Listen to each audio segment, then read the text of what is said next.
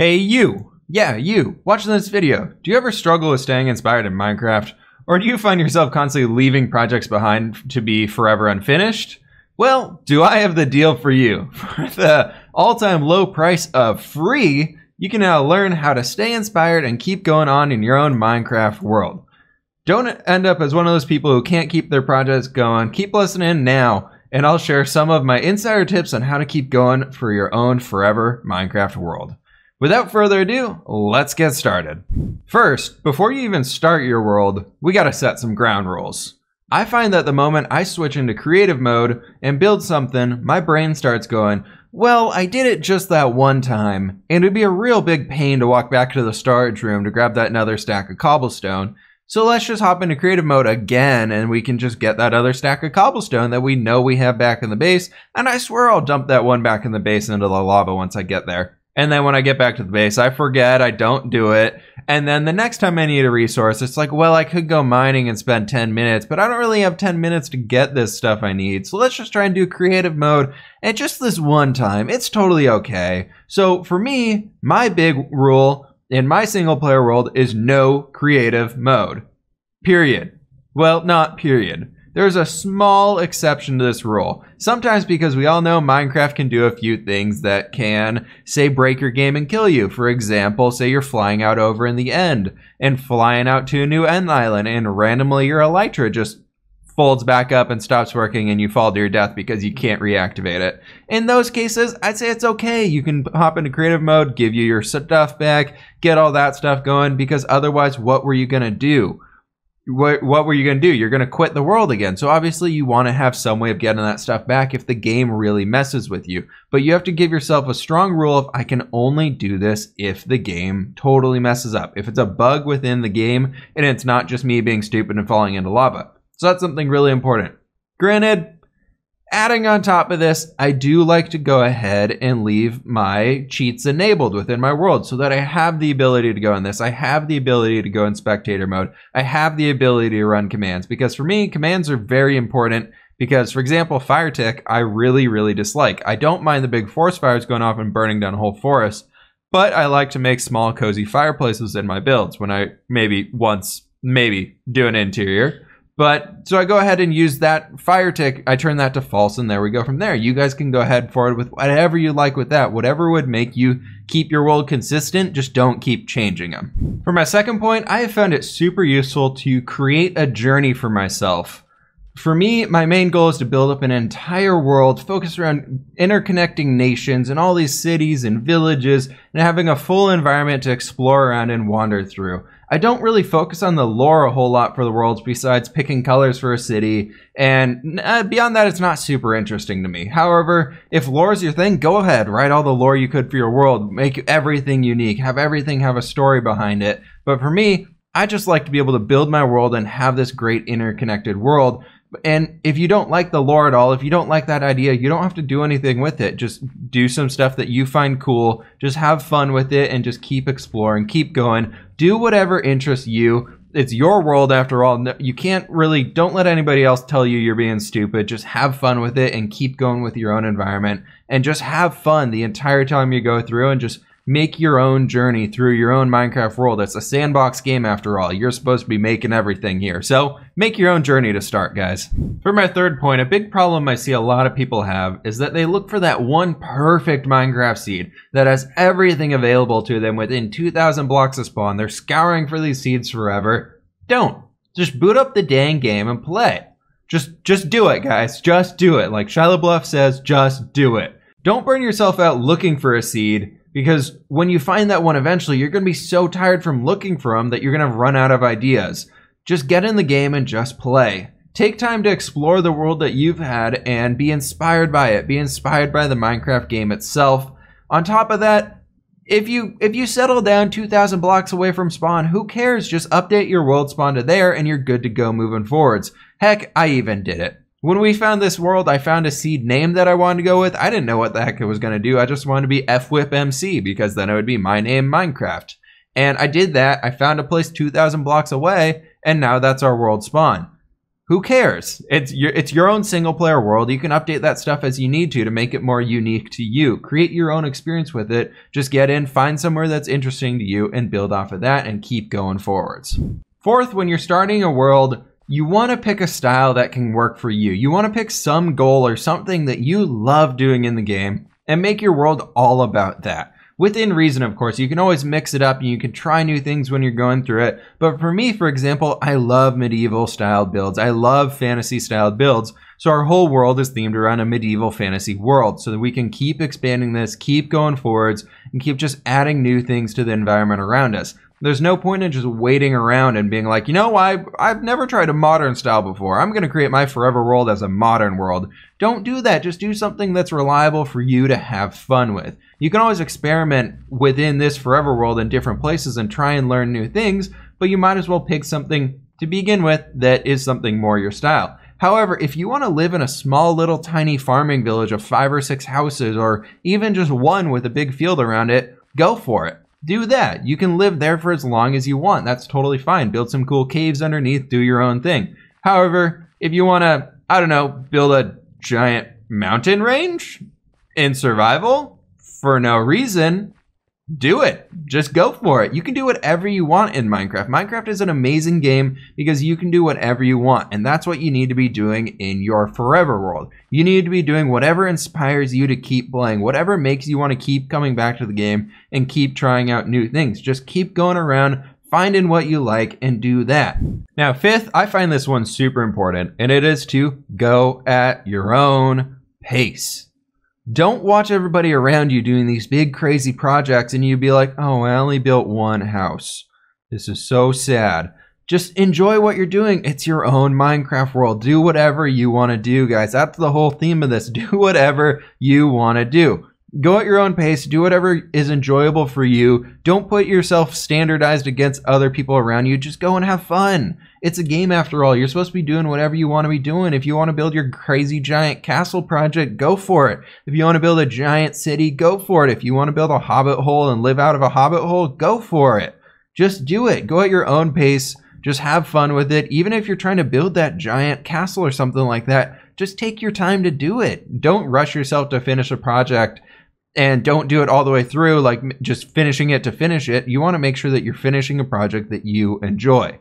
That's the most important part here. Everything about this world is should be something that you enjoy, you enjoyed making, and that's totally fine. For our sixth point, after you have built some big projects, just take the time to walk around and enjoy them. That's the most important part about all this. Like, remember, we're doing this world for us. This world is for you. This world is for me. This world is for whoever you want it to be for. But most importantly, you're the one playing it. You're the one building it. You built all these things because you thought they were cool. Go back and explore them. Go back and check them out kind of as you're walking around. Be sure to just go have fun looking at everything that you built up in the past. Maybe it'll inspire you to redo it in a different way after you've grown as a builder over time. You can always go back and edit things, add to them, take away from them, whatever you want.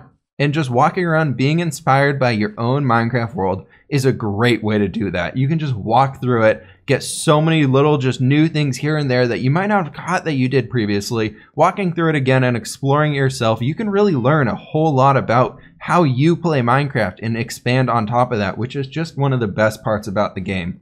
So after you're through your first year, your second year, your 5th year, your 10th year of playing in your one Minecraft world, you're going to be able to walk through for a whole freaking day exploring everything you have ever done. And one day you'll stumble across your own first starter house. The first house you ever built in the world. And you'll be like, wow, we started from just this. From just this little space right here, we came across so many new cool things that we have just expanded throughout our entire world to be able to go from staring out of this little deck on a starter house, looking at a nice little farming plot, to all of this, being able to explore for hours and hours on end and always find something new.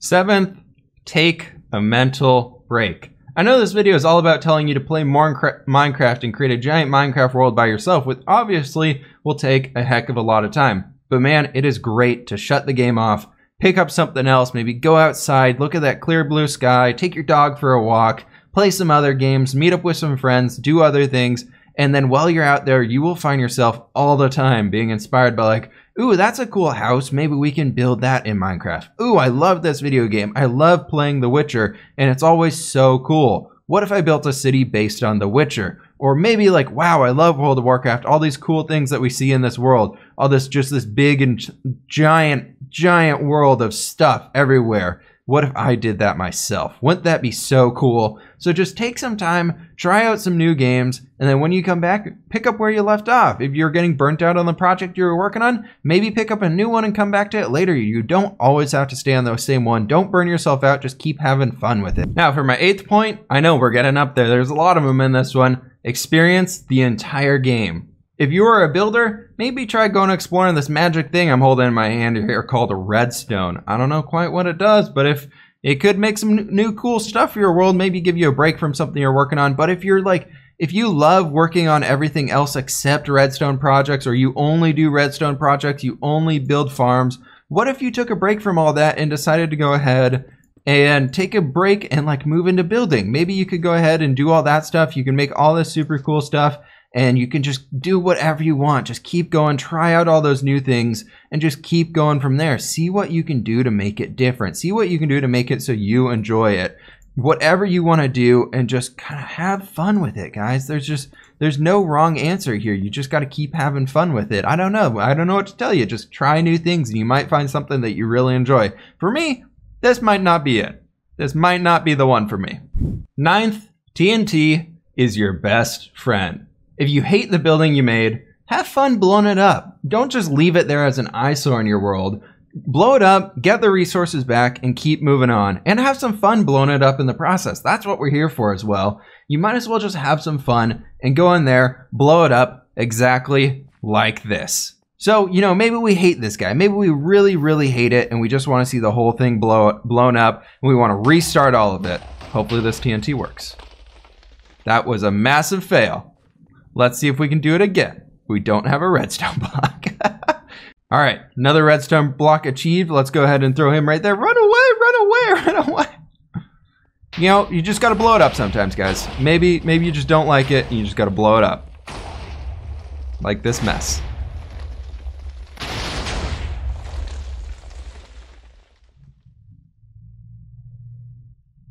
Perfect.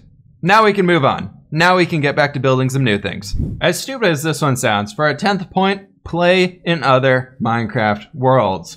This can be a creative, super flat world to help you get ideas for what you want to build moving forwards. Maybe you want to mess with some textures, and then this way you can fly around in creative mode, test it all out, see what you like, see what you don't like, and not have to worry about building it in survival mode. You can have so much fun with it. You can really explore everything you could ever want to explore, and you can just have fun while you're going through and doing it. You don't have to worry about being considered or called a cheater because you're doing it in creative mode in a different world. So you can go ahead and mess around with all these things. On top of that, though, you can always go ahead and start up a survival world with your friends. Playing with your friends is a great way to get inspiration for your own world. For me, for example, I play on the Decidedly Vanilla server whenever I get a little burnt out of my own world, and I can kind of carry on my journey of survival Minecraft while focusing on some new, totally different projects while we're going through all that stuff. So I just have a lot of fun messing around in all these different worlds to be able to always come back into this survival world that we always have here, this our forever survival world. I'm always going to be coming back to this one, but it doesn't mean you can't play in other worlds.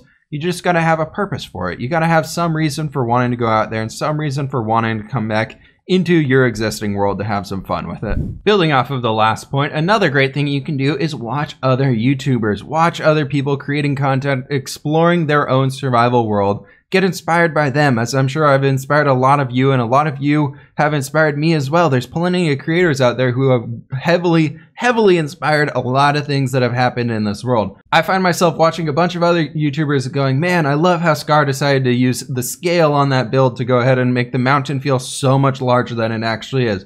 Or something along the lines like, dang, Jancy had a great idea to bring the blocks out to create more depth and use all those slabs in there to just add so much extra scale and detail to that build. I should try using this in my own world. This happens to me on almost a daily basis. I get a bit of inspiration from watching other people, and I really hope you guys do the same. It's a great way to keep your own world going, watching other people's experiences, watching them do their own ones. Another great one would be watching Wells Knight's Kingdom series. He has a bunch of great stuff going on over there about how to build up a interconnected world, which a lot of that stuff for me is played in very, very strongly here in my own world. So that's a great point. Go ahead and check out some other guys out there. Coda here, however, would be very sad if you stopped watching this channel to go watch other people's. So make sure you hit that like button and hit that subscribe button so you can be notified when we have new videos coming out. 12th and final point. For those of you who have made it this far, you get the most important, the all important, blah, blah, blah, blah, blah, blah. Make sure you do it. Make sure you listen to this one. It is make backups of your world. It's that simple. Make a backup. There are plenty of times where I've had countless projects that I was working on just get erased because of a fragment from, say, working in a snapshot where my world went boot up, or my Minecraft game crashed while I was building things, and I lost a lot of progress. And I just was like, wow, this sucks. But luckily, the previous day, while I was halfway through the project, I made a backup. So I went ahead and just loaded that one on and continued as normal. Might have lost a half hour worth of work, but it's better than losing the entire world. So that's one thing to leave with you guys for sure, is if you want to be creating your own forever world, make sure you have some sort of a backup system going. I find that every 2 weeks, so like every other Sunday, I try and do a backup then. If I'm feeling like I'm doing a lot of big projects, I'll do it every Sunday. But yeah, it's very, very important to keep some backups going, because there's nothing worse than having a world you've worked on for a year telling you the next time when you log into it says cannot connect because it is corrupted. And that, my friends, is going to have to do it for today's episode. I hope you guys enjoyed this different one, kind of looking around different ideas that I have towards keeping your own forever world. Let me know down in the comments below if you guys have any suggestions on other things that you have found useful for yourself. And for people who are looking for more than beyond what I've said here, go down to the comments below, start a conversation with some people. I'm sure there's plenty of people out there that have a few important things to say on this matter beyond what I covered here in the video. I tried to cover the most important ones to me. Anyways, guys, please hit that like button if you did enjoy. Hit that subscribe button if you are new, and I will catch you on the flip side.